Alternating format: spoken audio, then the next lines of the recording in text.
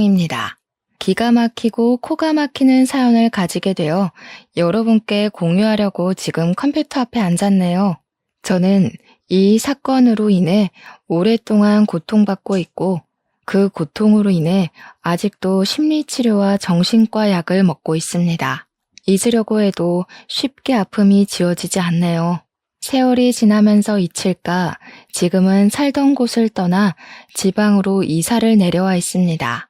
자연을 보고 있으면 그나마 숨을 트이는 것 같은데 가끔 그를 닮은 남자의 뒷모습을 보게 되는 날이면 숨을 쉴 수가 없을 만큼 공황 상태에 빠지곤 합니다. 저를 이렇게 만든 사람을 잊으면 좋겠지만 어쩌면 나에게는 유일한 피부치였을 사람을 잃고 가장 사랑하고 믿고 싶었던 사람에게 배신을 당하니 마음의 병이 쉽게 잊히지 않는 것 같아요. 조금은 긴 이야기가 될지 모르겠지만 제 사연을 공개하려면 저의 성장 배경을 소개해야 할 것 같아 간단하게 어릴 때부터 이야기하겠습니다. 저는 갓난아기 때 일반 가정에 입양된 입양아였습니다. 제가 8살 때까지는 키워주시는 부모님이 당연히 친부모님이신 줄 알고 컸고요.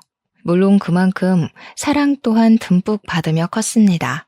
저를 부모님은 물론 할머니 또한 정말 많이 예뻐해 주셨는데 아직도 기억나는 것은 제가 괜한 투정을 부려도 할머니는 귀엽다고 엉덩이를 토닥여 주셨기에 제가 입양하라는 생각을 못하고 컸던 것 같아요. 그런데 제가 7살 때 첫째 동생이 태어나고 저의 모든 세상이 하루아침에 바뀌었어요. 엄마가 어린 남동생을 병원에서 안고 와서 그 모습이 너무 예쁘고 귀엽던지 저는 바로 달려가서 포대기에 쌓여있는 동생의 볼을 살짝 쓰다듬었습니다. 그런데 옆에 있던 할머니가 제 손목을 휘어잡으며 떨어지라고 소리를 치시더라고요. 어린 동생은 큰 소리에 놀라서 울고 엄마 아빠는 할머니에게 애한테 왜 그러냐고 타박을 하셨죠. 저는 그때까지 아기가 너무 작고 약해서 내가 실수할까봐 그러나 보다 하고 아기 근처에 안 갔던 기억이 있어요. 동생을 안고 싶을 때마다 아빠한테 안겨 아기 만져보고 싶다고 투정을 부리면 아빠 손에 이끌려 겨우 동생의 손을 잡을 수가 있었어요. 그런데 1년 후 이번에는 엄마 아빠에게 또 딸이 생겼습니다. 연년생으로 아들과 딸이 한꺼번에 생긴 거였어요. 이제 동생이 저에게 둘이나 갑자기 생긴 상황이 놀랍기도 하고 당황스러웠죠.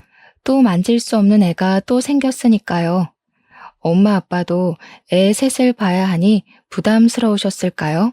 그때까지 제 편을 들어주었던 엄마 아빠의 눈빛이 달라지셨어요. 저는 8살이었으니 당연했지만 너는 스스로 네 일을 해야지, 동생을 네가 봐야지 하는 요구가 늘어났습니다. 그래도 저는 드디어 동생들을 만질 수 있다는 생각에 더 신이 나서 알겠다고 잘 볼 수 있다 하면서 동생들과 놀아주었어요. 평생 혼자 살다가 남동생, 여동생이 생기니 너무 좋기도 했고 동생들이 너무 귀여웠거든요. 기저귀도 갈아보고 이유식도 먹여보고 같이 목욕도 하고 그때까지는 제 친동생이라서 제가 돌본다고 생각을 했습니다. 그렇게 그날도 동생들과 신이 나게 놀고 있는데 할머니가 집으로 오셨습니다. 현관문을 열고 들어오시며 저를 보면서 인상을 찌푸리시더라고요. 그리고 바로 안방으로 들어가셨습니다. 그런데 부모님과 할머니의 말이 방문 밖으로 새어나오더군요. 아니, 왜 쟤는 아직도 여기에 두는 거냐? 첫째 낳으면 바로 다시 보낸다고 하지 않았어? 이제 둘째까지 있는데 언제까지 거두고 살 거야? 당장 내보내. 애 셋을 어떻게 보려고 하냐? 너희 형편에 애 셋을 어떻게 키워?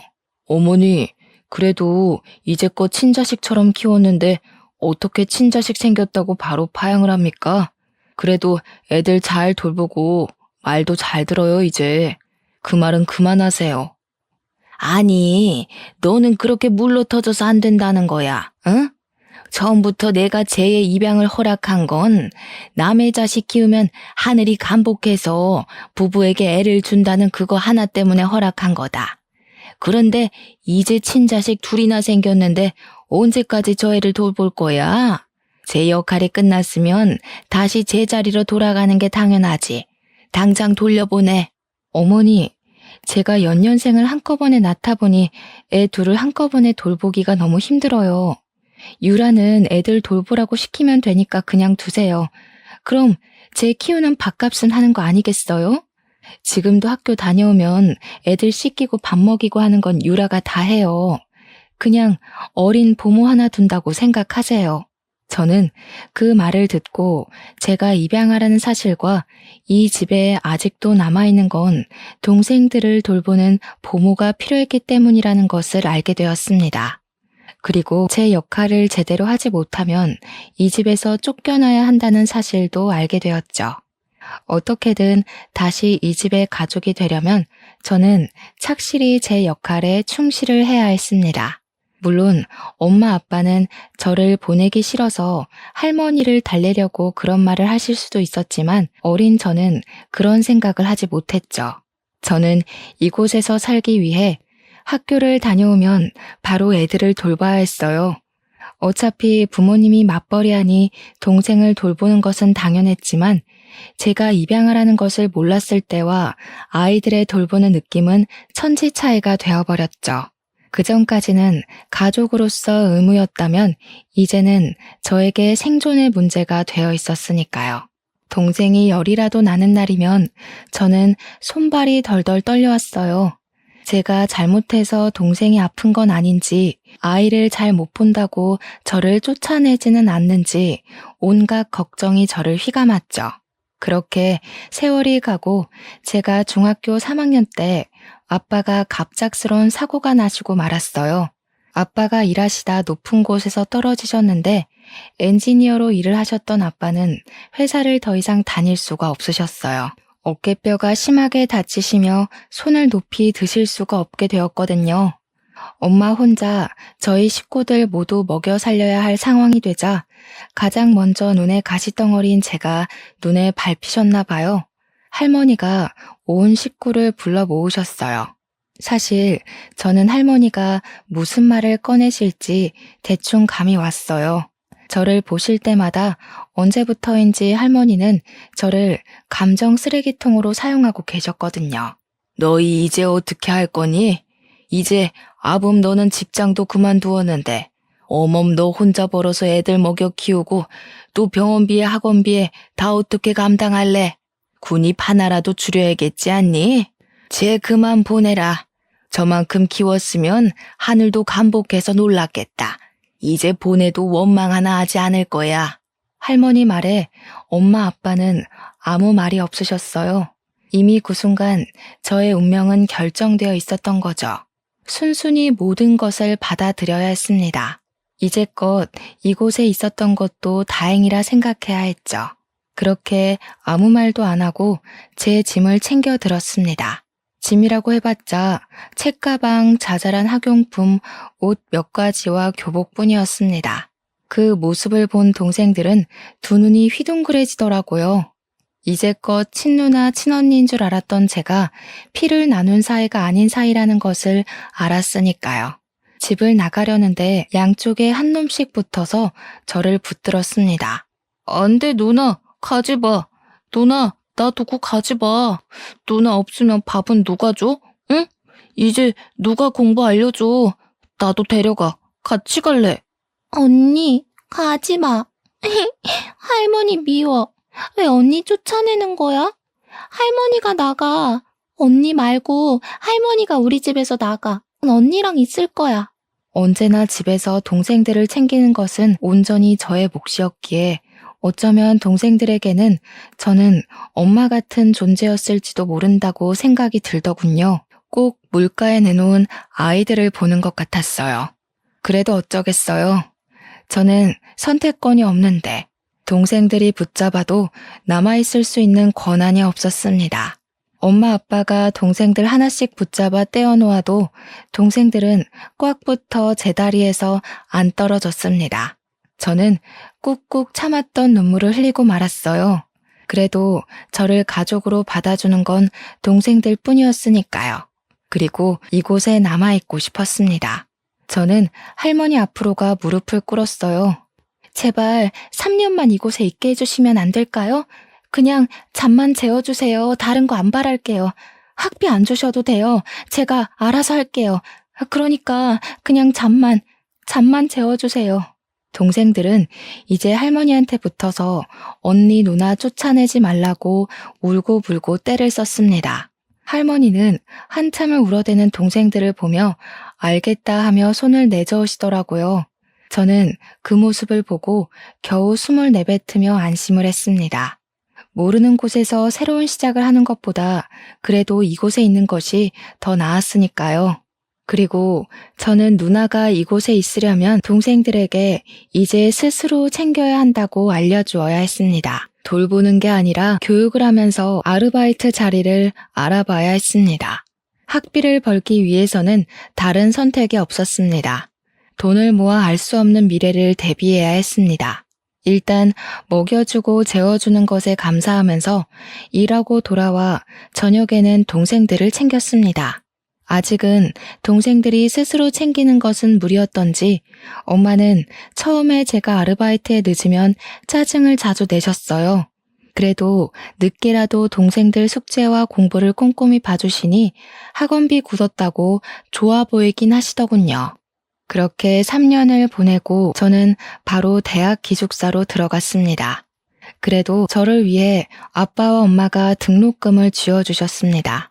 가끔은 들려서 밥을 먹고 가라고 말도 남기시면서요. 저는 두 분을 꽉 끌어안았어요.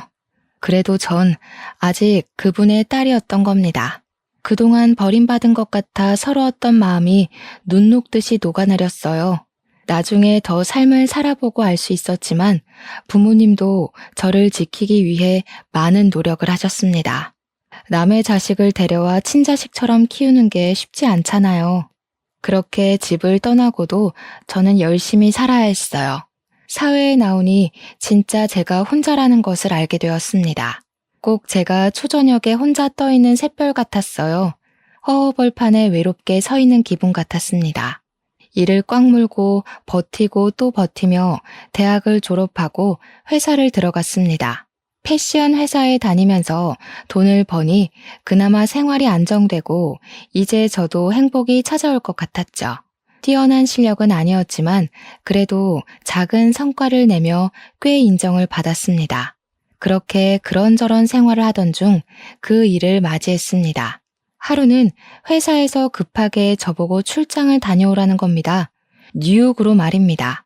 원래 제가 가야 할 출장이 아니었지만 담당자가 급성 장염이 걸리며 병원에 있다고 말했죠. 저는 급하게 제 짐도 못 챙기고 회사의 옷이 담긴 캐리어를 끌고 출장을 다녀와야 했어요. 너무 급하게 챙겨서 캐리어의 상태를 살필 겨를 없어서였을까요? 겨우 낑낑거리며 캐리어를 밀고 가는데 어떤 신사분이 다가와 도와줄까요? 하고 물어보는 겁니다. 어이구, 바퀴가 고장나신 것 같은데 제가 도와드릴까요? 어디까지 가시나요? 제가 들어드리겠습니다. 택시 승강장으로 가시면 되나요? 어휴, 뭐가 들어있길래 이렇게 무겁죠? 여성분이 혼자 들기 힘들겠어요. 남자분은 훤칠한 키에 다니엘 헤니를 뺨치게 이국적으로 생긴 젠틀맨이었어요. 외모도 호감이 갔지만 친절하기까지 해 호감이 안 갈 수가 있나요? 아, 감사합니다. 정말 난감했거든요. 네, 택시 승강장까지만 도와주시면 될 것 같아요. 회사 물건이 들어있어요.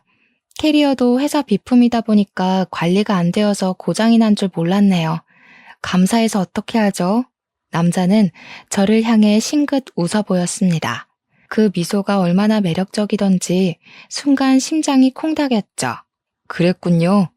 저는 가방이 하도 크길래 이민 오시는 줄 알았어요. 회사 가방이셨군요. 이렇게 무거운데 여자 혼자 보내다니 너무하네요. 제가 아니었으면 큰일이었겠어요. 그는 택시 트렁크까지 가방을 친절하게 넣어주었습니다. 감사하다고 남자에게 인사를 남기고 택시를 타서도 택시 뒷창으로 그를 힐끔거리면서 쳐다봤어요. 괜히 연락처라도 물어볼 걸 하는 아쉬움도 남았어요. 그렇게 며칠을 지나지 않아 저는 다시 그 남자를 만났습니다. 그때 저는 회사 직원들과 회사 앞 카페에서 커피를 마시러 들렀을 때였습니다. 한참 커피를 주문하고 있는데 뒤에서 하는 소리에 돌아보니 바로 그 남자가 테이블에 앉아 있는 겁니다. 저는 너무 반가운 마음과 저를 한눈에 알아본 그를 보고 깜짝 놀랐죠. 그때는 정말 아주 잠깐이었으니까요. 저는 회사 직원들에게 먼저 가라고 하고 그에게 다가갔습니다. 어머, 이곳에서 다 뵙네요? 여기는 무슨 일 때문에 오신 거예요? 그때 도와주셔서 정말 감사해요. 덕분에 큰 문제 없이 다시 회사로 돌아왔습니다. 다행이네요. 안 그래도 그렇게 보내놓고 정말 걱정이 많았거든요. 그런데 이렇게 또 만난 거 보니 우리 혹시 운명인가요? 우연히 반복되면 운명이라고 하잖아요. 그는 그렇게 이야기하며 저를 보고 씩 웃는 겁니다. 정말 이국적으로 생긴 또렷한 이목구비가 제 눈에 한눈에 들어왔죠. 사람이 이렇게 잘생겨도 되는 건지 의심이 될 정도였어요. 그것도 그런데 저에게 우연히 반복되면 운명이라고 말을 하자 웃음이 나왔죠. 어머, 우연히 운명이 되려면 3번이 겹쳐야 한대요. 저희는 1번이 부족한 것 같은데요. 이거 어쩌죠? 아직 운명이 되지 못했네요. 제가 혹시 마음에 드세요? 그는 긴 목을 기다란 손가락으로 긁적이며 멋쩍게 웃더라고요. 아유, 전 그날 당신을 그렇게 보내서 너무 후회해서 방금 보고 너무 좋아했는데 저만 아쉬웠나 보네요. 겨우 생각한 말인데. 그럼 그 한 번의 우연은 제가 운명으로 만들 테니까 우리 만나볼래요? 바로 앞에 잘생긴 얼굴로 고개를 내밀며 바라보는 남자를 거절할 수가 없었어요. 일단 그는 너무 잘생겼고 젠틀한 매너를 가졌었으니까요. 우리는 그날 바로 연인이 되었습니다. 저 또한 혼자 오랫동안 홀로 지냈기에 누군가를 만나는 게 너무 설렜죠. 정말 그는 저를 아껴주고 사랑해주는 게 느껴졌어요. 만나면 그는 제 얼굴을 뚫어져라 쳐다보는 겁니다. 제가 얼굴에 뭐가 묻었냐고 물어보면 그는 웃으며 그냥 씩 미소를 짓더라고요. 그냥 얼굴만 봐도 좋다고요. 그때는 그의 말을 그냥 곧이곧대로 믿었던 것 같아요. 저를 너무 사랑해서 그렇게 본다고 말입니다. 그는 미국 교포 어머니와 미국인 아버지에서 태어난 혼혈이라고 하더군요. 그래서 그렇게 뚜렷한 이목구비를 가졌나 봐요. 바로 아래로 2살 어린 여동생이 있다고 말도 해주었어요. 아버지는 그가 15살 때 돌아가셨다고 했습니다. 저에 대해 물어봐서 제가 입양하라는 말을 해주었어요. 어릴 때 있었던 일을 말하면 그는 손을 꽉 잡아주면서 자기와 함께하면 절대 그런 일 다시 겪지 않을 거라고 하는 겁니다. 맞잡은 손이 얼마나 따뜻한지 저는 그의 말을 들으면서 제 마음의 응어리가 녹아내리는 것 같았어요. 이제 정말 인생을 함께할 사람을 만났다고 생각했죠. 이제 외롭지 않아도 된다고 생각했어요. 그렇게 그와 만난 지 3달쯤 되었을까요?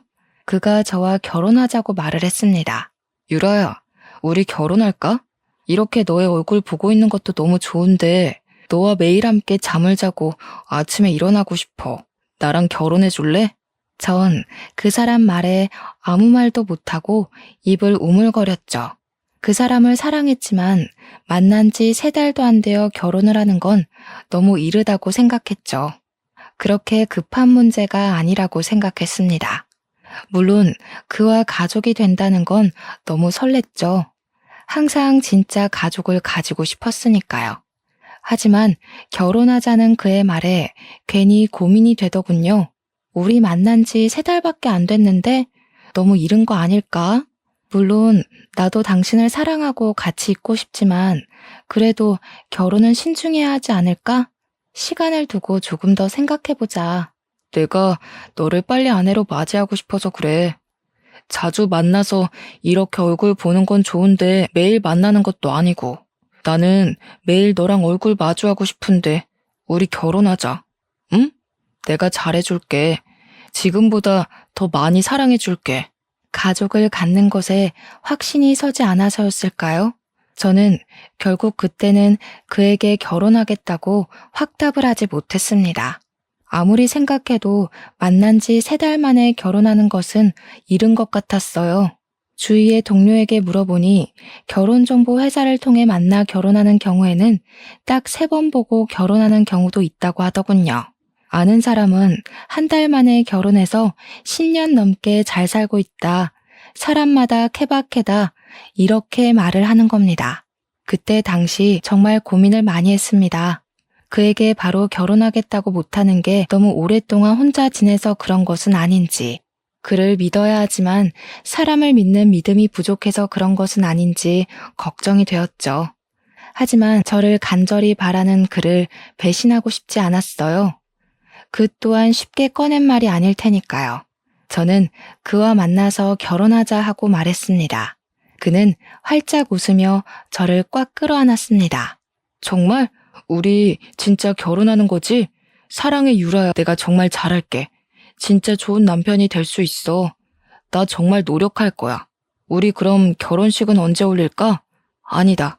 결혼식이야 언제든 할 수 있으니 혼인신고부터 할까? 그는 그렇게도 저와 결혼하는 게 좋았던 걸까요? 저는 너무 앞서가는 그의 손을 꽉 잡았습니다. 진정 좀 해. 일단 부모님들께 결혼 허락을 맡아야지. 아무리 둘이 하는 결혼이라도 부모님께 알리고 서로 인사하고 그래야 하잖아. 결혼식은 그 다음에 하는 거야. 이렇게 번갯불에 콩 구워 먹듯이 후딱 치르는 결혼은 못하겠어. 그의 얼굴이 순식간에 뒤틀렸습니다. 그렇게도 저와 결혼을 하고 싶었던 건지 그는 고개를 숙이고 한참을 고민했습니다.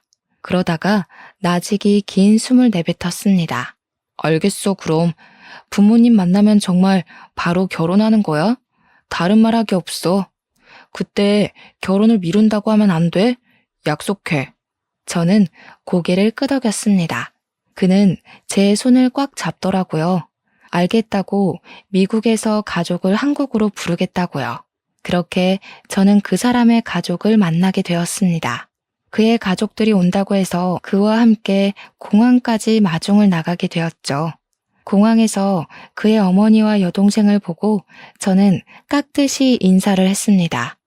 그런데 그의 가족들이 저의 얼굴을 보고는 표정이 굳더라고요. 정말 못 볼 것을 본 것처럼요. 심지어 어머니는 길게 한숨을 내쉬었어요. 저는 그 순간은 그냥 웃고 넘겼습니다. 정말 제가 마음에 안 드시나 보다 했죠.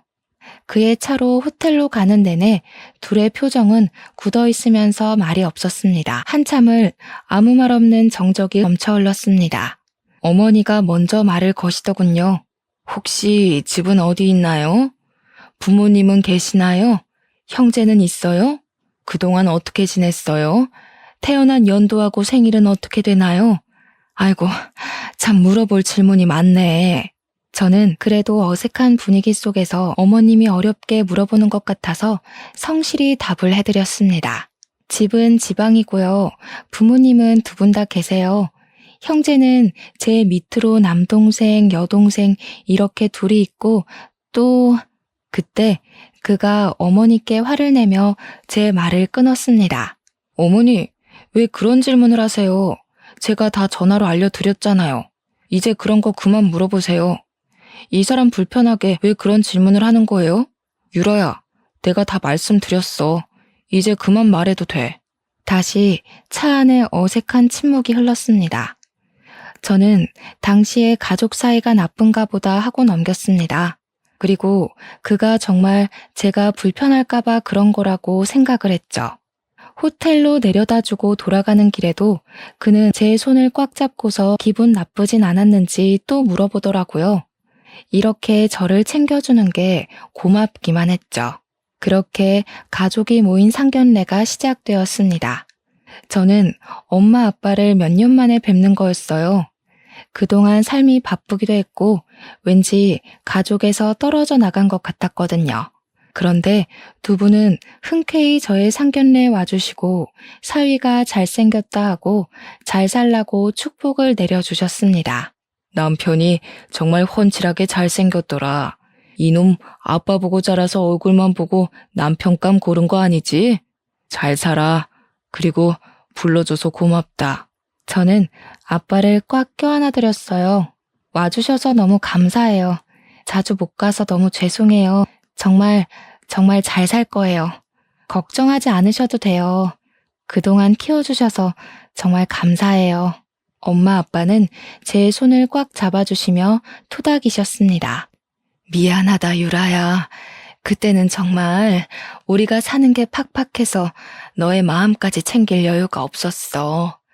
너에게 그렇게 대하면 안 된다는 걸 알면서도 먹고 사는 게 급급했다. 서운한 거 다 털어버려라. 저는 네라고 대답하고 고개를 끄덕였습니다. 이렇게 가족들과 상견례를 치르니 정말 이제 저도 그의 가족이 된 것 같았어요. 그렇게 저희는 이제 본격적인 결혼 준비를 하게 되었습니다. 그런데 이번에 그는 혼인신고를 하자고 하는 겁니다. 유라야, 우리 어차피 결혼할 거 일찍 혼인신고를 하면 어떨까? 조금 일찍 해도 좋을 것 같은데. 우리 혼인신고하고 당당하게 법적 부부가 되자. 물론 결혼 후 혼인신고를 하게 되겠지만 결혼식장도 잡지도 않았는데 너무 이른 선택 같았어요. 그래도 그건 너무 성급하게 하는 거 아닐까? 결혼식 후에 해도 늦지 않잖아. 천천히 하자. 일단 결혼식 준비하는 거에 집중했으면 하는데 결혼하기 전에 신경 쓸 게 너무 많잖아. 네가 나를 버리고 달아나 버릴까 봐 그래. 혼인신고 먼저 하자. 요즘 보면 혼인신고하고 먼저 살다가 나중에 결혼식 올리는 사람도 많던데. 우리도 그런 거로 생각하고 몇 달 후면 결혼식도 올리고 먼저 혼인신고해도 상관없잖아. 그의 말이 다 틀린 말은 아니었습니다. 그런 부부가 심심치 않게 있으니까요. 하지만 그때 당시 저는 왠지 또 거부감이 들더라고요. 이렇게 성급하게 결혼하는 것도 고민을 많이 했는데 혼인신고까지 그렇게 성급하다니요. 제가 한참 고민을 하니 그는 정말 안달복달을 하는 겁니다. 혼인신고를 먼저 하는 게 뭐가 문제냐는 거죠. 우리가 사랑해서 법적으로 부부가 먼저 되는 거라고요. 저는 그의 성화에 못 이겨 알겠다고 했습니다. 그래도 그 사실을 부모님과 그의 가족에게는 알려야 할 것 같아 전화로 연락을 드렸습니다. 그런데 예비 신우가 질겁을 하는 겁니다. 그러지 말라고요. 저는 너무 당황스러웠지만 왜 그러냐고 말을 못하겠더라고요. 상견례 전에도 저를 별로 달가워하지 않았으니 혼인신고도 환영하지 않는 거라고 생각을 못했습니다. 회사에서 퇴근하려고 준비를 하는데 예비 신우에게 전화가 왔습니다. 회사 앞 카페에 있으니 나오라고 하더라고요. 그래서 저는 카페로 갔습니다. 굳은 표정의 신우가 카페에 앉아 있었고요. 제가 앉자마자 예비 신우는 당장 이 미친 결혼을 그만두라고 하는 겁니다. 언니, 당장 이 미친 결혼 그만두세요. 그러다가 언니 정말 후회해요. 오빠가 왜 이 결혼을 하는 거라고 생각하는 거예요? 언니를 사랑해서 하는 것 같아요? 설마 그렇게 생각하는 건 아니죠? 저는 당황해서 말을 못하고 입을 뻥끗거리고 있었어요. 아무리 마음에 안 든다고 저렇게 말할 것까진 없잖아요. 그때 그가 어떻게 알았는지 저희에게 다가와 저의 손을 와락 잡아서 자리에서 일으켜 세웠어요. 너 무슨 말이 그래? 유라에게 왜 결혼을 그만두라고 하는 거야? 내가 유라를 사랑하지 그럼 안 그렇다는 말이야? 이런 말 할 거면 너 당장 미국으로 돌아가. 그의 여동생은 그를 날카롭게 쏘아보더라고요. 내가 왜 오빠가 이 언니 만나는지 모를 것 같아? 오빠 아직도 그러는 거지? 아직도 안 고쳐진 거야? 그렇지. 오빠가 이 언니랑 결혼하는 거 제니퍼 때문이잖아. 그의 손이 예비 신우의 뺨을 날카롭게 지나쳐 갔습니다. 너무 놀라 손으로 입을 막고 두 눈을 동그랗게 뜨는 사이에 저는 그의 손에 이끌려 카페를 나서고 있었습니다. 그에게 이끌려 차에 태워지면서 그에게 제니퍼에 관해 묻고 싶었지만 그의 얼굴을 보고 입을 다물었습니다. 당장이라도 폭발할 것처럼 시뻘개져 있었습니다. 그의 손에 이끌려간 곳은 그의 집이었어요. 만남이 짧아서인지 지금까지 사귀면서 그의 집은 처음 가봤어요. 이제 곧 있으면 이곳은 저희 신혼집이 될 곳이었죠. 그는 집에 오자마자 저를 와라 끌어안았습니다. 저를 품에 안고 온몸을 잘게 떨고 있었습니다. 미안. 난 정말 너를 놓치기 싫은데 이렇게 보기도 아까운데 우리 가족은 나의 결혼을 받아들이기 너무 싫은가 봐. 난 유라 너만 있으면 돼. 그럼 우리 가족도 버릴 수 있어. 내 옆에 있어 줄 거지?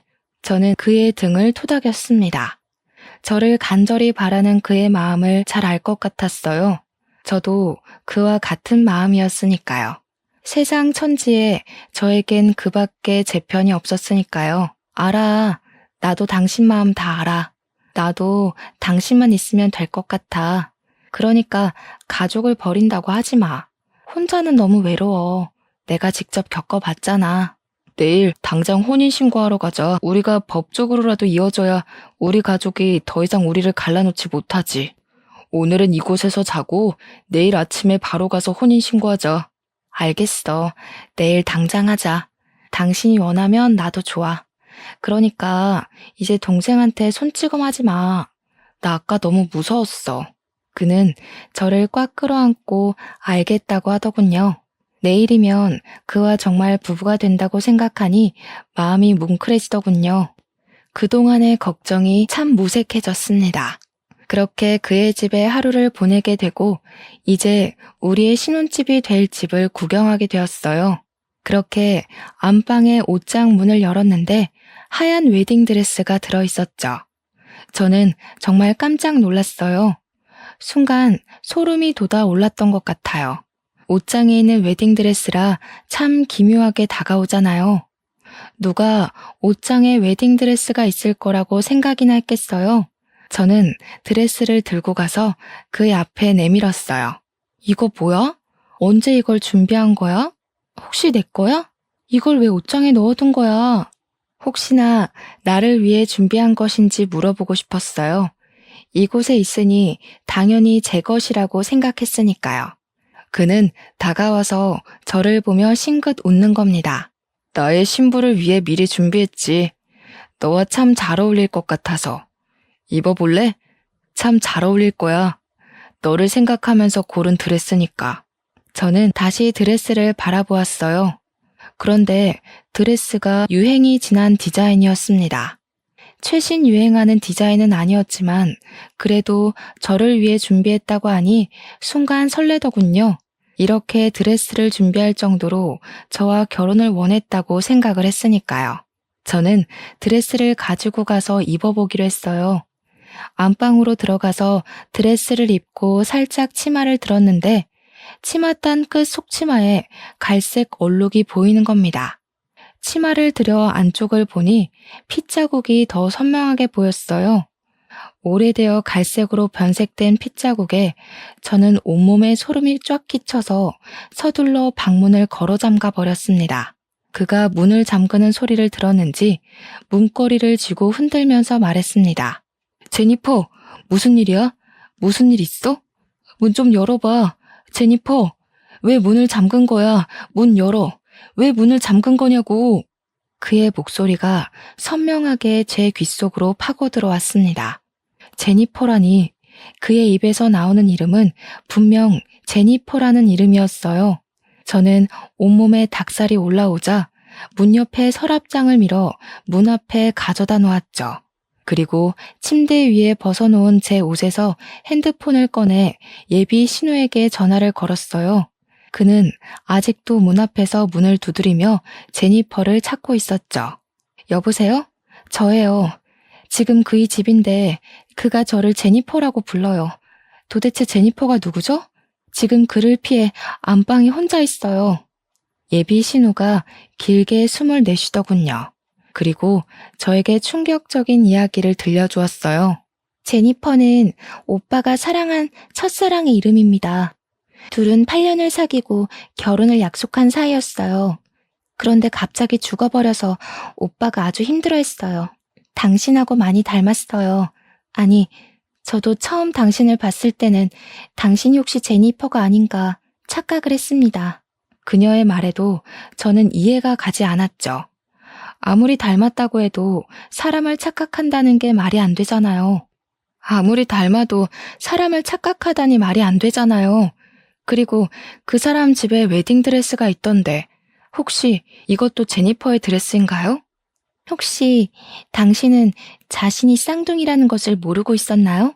제니퍼는 자신이 아기 때 한국에서 입양이 되었다고 일란성 쌍둥이 동생이 한국에 남아있다고 항상 말했습니다. 혼자 미국으로 입양되었다고요. 언젠가 당신을 만나러 한국으로 가겠다고 말했었습니다. 저는 그때까지 저에게 쌍둥이 언니가 있다는 걸 모르고 살았습니다. 결국 그가 사랑한 건 제가 아닌 죽은 언니였던 거죠. 그때 그가 문을 밀어내고 방 안으로 들어왔습니다. 문고리가 이미 망가져 헐렁거리더군요. 그는 저를 보며 미소를 지었습니다. 저는 그를 피해 뒷걸음쳤습니다. 그는 제게 다가와 어깨를 꽉 잡더군요. 제니퍼, 돌아왔구나. 드디어 나에게 다시 돌아왔어. 얼마나 이 순간을 기다렸는지 알아? 그때 정말 미안했어. 혹시 많이 아팠어? 너를 아프게 하고 싶지 않았는데 용서해 줄 거지? 이미 그의 눈에는 저는 없었어요. 그의 앞에서 있는 것은 제니퍼인 저의 언니였습니다. 저를 껴안은 그를 밀쳤습니다. 나는 제니퍼가 아니야. 제대로 봐. 난 김유라라고. 당신이 말하는 제니퍼는 이미 죽었어. 이제껏 나를 사랑한 게 아니라 언니를 사랑해서 나를 좋아한 거야? 어떻게 이럴 수가 있어? 순간 그의 얼굴이 뒤틀렸습니다. 그러더니 제 발밑에 무릎을 꿇으며 손을 싹싹 비는 겁니다. 아니야, 미안해 유라야. 내가 잠깐 정신이 나갔나 봐. 내가 사랑하는 건 네가 맞아. 착각하지 않았어, 정말이야. 내가 너를 얼마나 원하는데. 저는 그 순간 그에게 벗어나야겠다고 생각하고 밖으로 뛰쳐나갔습니다. 그는 뒤에서 저를 확 잡으면서 놓지를 않더라고요. 그리고 그대로 포개져 바닥으로 꼬꾸라져 쓰러졌습니다. 그는 저를 위에서 짓누르며 얼굴을 바짝 들이밀었습니다. 나에게서 도망 못 가. 왜 나를 벗어나려고 하는 거야? 내가 너를 얼마나 사랑하는데. 너도 제니퍼도 왜 날 도망가려고 하는 거야? 내가 얼마나 사랑해줬는데. 미쳤어. 너는 미쳤어. 이게 사랑이야? 이건 사랑이 아니야. 집착이지. 언니를 도대체 어떻게 한 거야? 이 드레스는 도대체 뭐냐고. 그는 저의 어깨를 강하게 짓누르며 저의 귀에 작게 속삭였습니다. 나랑 결혼하기 싫다고 해서 영원한 나의 신부로 만들었지. 이제 네 차례야. 유라야, 나를 벗어날 생각하지 마. 저는 두 눈을 날카롭게 뜬 그를 보며 온몸을 벌벌 떨어야 했습니다. 그의 손은 목을 틀어쥐고 있었습니다. 이제 나는 죽겠구나 하고 마지막 숨이 목구멍까지 차오를 때 현관문이 열리며 그의 어머니와 여동생이 경찰들과 들이닥쳤습니다. 경찰들은 제 위에 있는 그 사람을 끌어냈습니다. 결국 그는 현행범으로 바로 경찰서로 끌려갔습니다. 저는 그곳에서 그의 여동생에게 그 전에 언니에게 있었던 일을 모두 들을 수가 있었습니다. 언니와 그는 고등학교에서 만난 사이였다고 합니다. 고등학교 때까지 8년간 사귀었던 두 사람은 각자 다른 대학을 다녔던 몇 년을 제외하고 거의 곁에 붙어 있었다고 합니다. 문제는 대학 졸업 후 그와 다시 만난 후부터 있었다고 합니다. 언니는 사교성이 뛰어나 주위에 사람이 넘쳐났다고 합니다. 그는 그것을 항상 못마땅하게 생각했나 봐요. 언니에게 사람들 가려서 만나라 잔소리를 하면 언니는 그것을 자신을 통제한다고 생각한 거죠. 언니가 그의 뜻대로 움직이지 않을 때마다 그의 불만은 점점 커졌나 봐요. 둘 사이가 어긋날 때마다 그의 집착은 점점 커지고 이제 병적으로 언니를 간섭하고 통제를 하기 시작했답니다. 참다 못한 언니는 그에게 결국 이별을 고했습니다. 언니와 이별을 받아들이지 못한 그는 결국 하지 말아야 했을 선택을 했습니다. 언니에게 수면제를 먹여 납치하고 드레스까지 곱게 입히고 둘만의 결혼식을 준비했다네요. 동생은 이미 그때부터 정신적으로 문제가 있지 않았을까 생각한다고 말을 하더군요. 잠에서 깨어난 언니는 자신의 모습에 소름 끼쳐하며 그와 크게 싸웠나 봐요. 그리고 집 밖으로 달아나는 언니를 차로 쫓아간 그는 언니를 차로 치워버렸습니다. 언니는 쇼크로 그 자리에서 기절하게 되었고 그는 놀라서 언니를 차에 태워 병원으로 이동했지만 갈비뼈가 부러져 폐를 깊게 찌르는 바람에 언니는 결국 사망에 이르렀다고 합니다. 언니의 장례를 치르고 그는 사랑하는 사람을 죽였다는 죄책감과 집착 대상이 사라지며 심한 정신착란을 일으켰다는군요. 언니를 차로 치었지만 사고 후 살리려고 병원까지 이송까지 한 점을 생각해서 교도소가 아닌 정신병동에서 5년을 살고 출소를 했다고 하네요.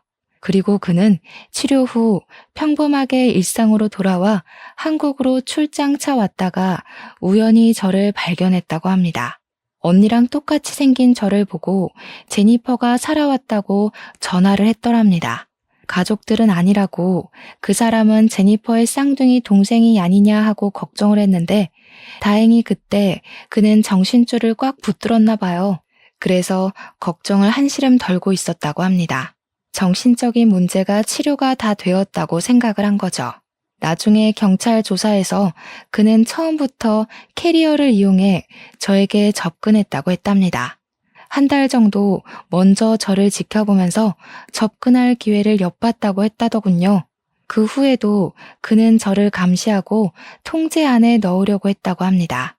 언니에게 보인 집착을 저에게도 보인 거죠. 결국 그가 처음부터 사랑한 건 제가 아닌 죽은 언니였던 겁니다. 저의 모습에서 언니를 보고 좋아하고 사랑했던 거겠죠. 저는 다시 그를 찾아가서 말을 해봐야 하는 건지 고민을 했습니다. 가서 말을 한다고 무슨 의미가 있는지 고민을 했지만 완벽한 이별을 고하기 위해 저는 그가 있는 구치소를 찾았습니다. 그는 구치소의 교도소복을 입고 제 앞에 앉았습니다. 보기 좋네. 구치소 밥이 잘 나오나 봐. 사실 찾아올까 오지 말까 고민을 참 많이 했어. 우리가 더 이상 할 말이 남아있을까 하고 말이야. 하지만 묻고 싶더라고. 정말 나를 사랑하지 않았어? 한 번도 나를 사랑한 적 없어? 나한테서 언니를 보고 그동안 좋아한 거야? 처음에는 그랬던 것도 같아. 너를 처음 보는데 제니퍼가 살아 돌아온 것 같았으니까. 보면 볼수록 그녀가 떠올랐어. 그리고 너를 만나면서 너희는 결국 다른 사람이라고 생각했어. 좋아하는 거 싫어하는 게 너무 다르더라. 그리고 너의 모습이 더 좋았어. 제니퍼는 항상 강하고 당당하고 사람 좋아했지만 너는 반대니까 오히려 나랑 더 맞는다고 생각했어. 오히려 제니퍼가 나를 너에게 보내주지 않았나 생각했어. 확실한 건 마지막은 너를 사랑했다는 거야. 그의 마음에 움찔거렸습니다. 마지막은 저를 사랑했다는 그의 말을 믿고 싶었을까요? 저는 두 손을 꽉 쥐고 마지막을 고했습니다. 그랬구나. 그래도 사랑했다니 나도 그 사랑에 답을 해줘야겠네. 우리는 여기서 이제 헤어지는 거야. 시작했으니 끝도 있어야지. 다시는 우리 마주치지 말자. 다시는 서로를 만나도 모르는 사람인 거야. 우연히 만나도 우리는 운명이 아닌 거야. 고개를 숙이고 울먹이는 그를 두고 자리에서 일어났습니다. 나중에 들은 말은 다시 정신착란 현상을 일으켜 정신감호소로 이송되었다더군요. 저 또한 공황장애가 찾아와 정신과 치료와 약을 먹게 되었죠. 그리고 언젠가 한 번도 본 적이 없는 저를 닮았다는 언니가 묻혀있는 미국으로 가서 그녀를 만나고 싶네요. 어쩌면 언니가 저를 그에게서 구해주려고 그 웨딩드레스에 핏자국을 남겼나 싶기도 해요.